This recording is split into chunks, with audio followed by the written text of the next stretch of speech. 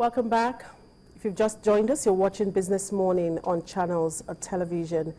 Well, today we're looking at business implications of this slide in oil prices and, of course, the austerity measures that's proposed by the federal government. And I have here with me the Director General, Lagos Chamber of Commerce and Industry, Mr. Muda Yusuf. Good morning, Mr. Yusuf. Good to have you. Good morning. It's a pleasure to be here. Right. Lagos Chamber of Commerce, I mean, you represent the organized private sector. We have seen the slide in oil prices. What was the first reaction of LCCI? I mean, when you noticed that prices of oil are beginning to slide? Well, naturally we were disturbed because we knew that this economy is very vulnerable to developments in the global oil market because of the overdependence on oil.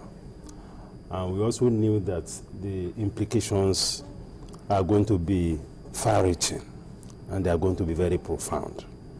And they're also likely to cause a bit of nervousness, a bit of panic in the system. Because if you have an economy that is so heavily dependent on a single product, which is oil, and you have this kind of shock, the transmission effect across all sectors is very serious, and it's something that has given us a lot of concern. Unfortunately, at the time when oil prices were good, when we expected that some very profound efforts should have been made to ensure the diversification of the economy, nothing much really happened. So that even makes the situation even more disturbing, because as we speak now, there will be need for very serious adjustments on both the public sector and the private sector side. Certainly. Well, the federal government has proposed a number of measures, in response to the present realities. Have tax on luxury items, revision of the oil benchmark, cutting down on foreign trips. What's your take on that? Well, I think it's a natural response. It's something that we expect. But we feel that it is not far-reaching enough. It's not profound enough. Because these problems are very fundamental. And we need to look at the whole gamut, of the way we manage the economy, to be able to respond in a very holistic manner. We need to look at the priorities of spending. We need to look at issues of management of public finance. We need to look at some very critical budget heads, not just at the federal government level, but also at the state government level. So there is need for a major restructuring of the spending pattern, the structure of spending. When you talk about the budget structure, what would you be expecting? What do you think the federal government needs to do in terms of structuring our budget going forward? Well, there are some major budget heads that needs to be reviewed. For instance, there is a budget head that is referred to as Consolidated Revenue Fund Charges. Okay. First, it is not quite clear the nature of this budget head, because when you look at the budget breakdown, it is not properly elaborated as you see in other budget heads. And these budget heads account for sometimes as high as 20% of the entire federal government budget. It has components like pension and gratuities. It has components like the presidential amnesty program, what is called service-wide votes, what is called capital supplementation.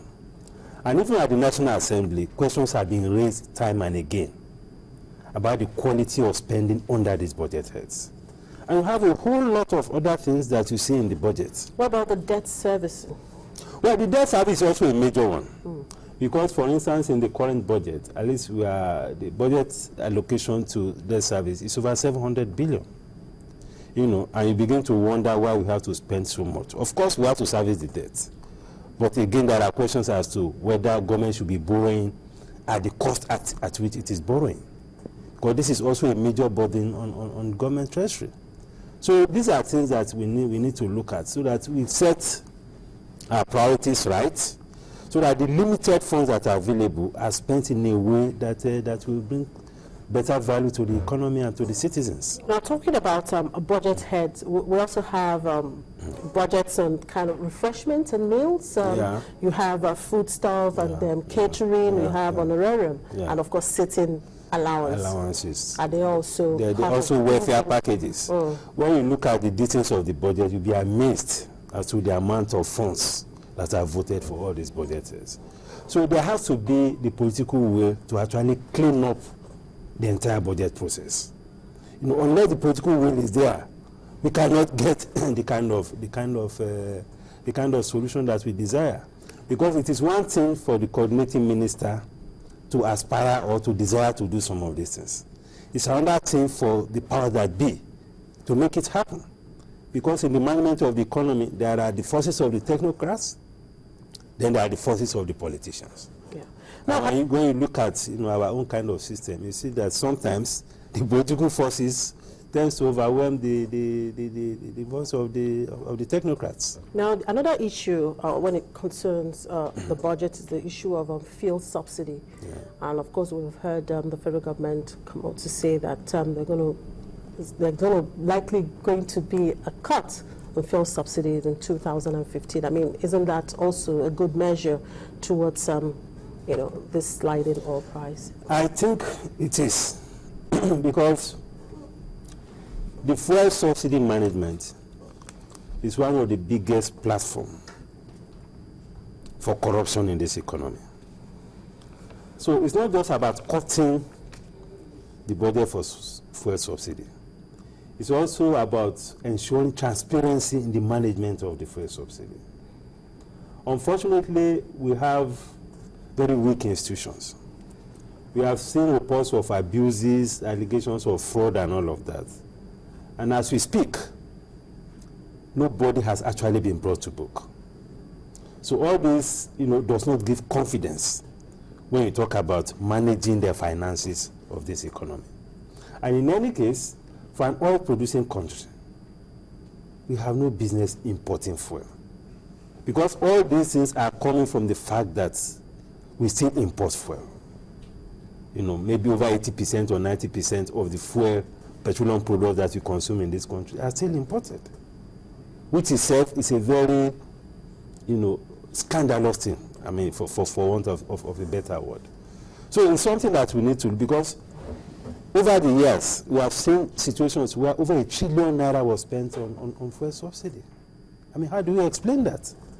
Sometimes something as high as 25% of the budget is spent on fuel subsidy for an oil-producing country.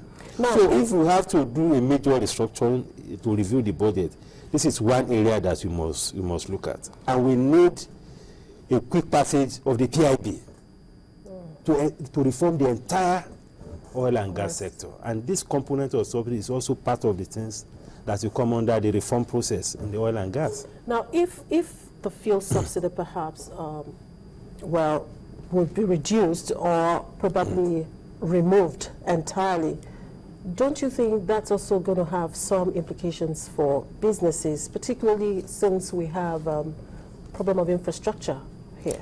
Yes, it's going to have implications. But let me disaggregate it.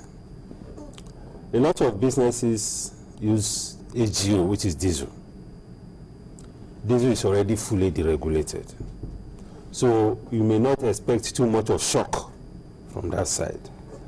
I must admit also that a lot of households, a lot of small businesses also use PMS. And a lot of individuals, of course, for their cars and vehicles. So it will have some also inflationary effect. But at a time like this, it may be one of the very painful things that we need to address. But again, there must be a kind of compensation mechanism. For instance, I mean, if the government can do better in the area of the delivery of the power supply, even though it has been privatized, but government still has a role to play to ensure that there is proper delivery of power. No, because if the power sector is doing well, you have less reliance on diesel and on PMS. Exactly, that's the argument for, for those some people who seem to be against the removal of subsidy or reduction of subsidy. I mean, that government needs to actually get it right in terms of providing the enabling environment. It's not as if people are against the removal of subsidy, but I mean, you just talked about it now. They have to get the power situation right, but when? That's the question. Well, it's a chicken and egg argument. Do you wait until you fix infrastructure? Because you need funds to also fix all these areas. And if you are spending as high as 1 trillion annually on this subsidy, and of course, a significant part of that is also being, going down in through the channel of corruption and all of that. You have to make a choice. Because you need funds to fix infrastructure. You are talking of road system, you are talking of mass transit, you are talking of even the power sector. This is where some of us even have challenge with all this wholesale privatization of the power sector. Because even the private sector owners are having challenges, and it is a major development issue. Therefore, government also still has a role to play. If we're able to fix that, the worry about fuel subsidy, energy costs and so on will naturally be reduced. All right. The government also came up with revenue target for agencies, revenue agencies. Are you in support of this? Well, we are not against keeping institutions on their toes and against, driving performance. That is fine. But such target that has been set for customs and FRS could, if care is not taken, could have some adverse consequences.